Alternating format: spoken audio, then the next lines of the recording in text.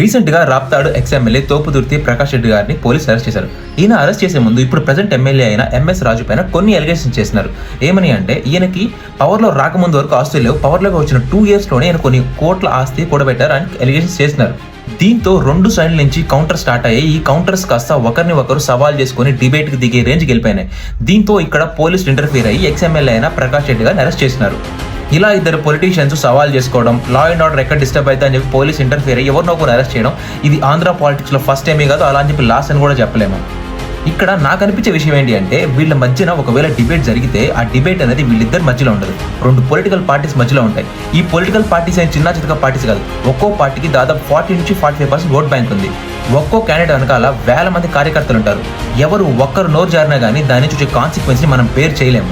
So పోలీసులు ఇక్కడ ఇవన్నీ ఆలోచించి ఒక ప్రొయాక్టివ్ స్టెప్ తీసుకున్నారు. ఇక్కడ అరెస్ట్ చేయడం కరెక్టా కాదా అని కాదు, కానీ ఇట్లాంటి జరిగినప్పుడు ఒక ఐడియల్ సొల్యూషన్ ఉంటే బాగుండు అని నా ఒపీనియన్. ఇట్లాంటి వాటికి సొల్యూషన్ ఏమైతే బాగుండు. Let me know your thoughts in the comment section. Bye by.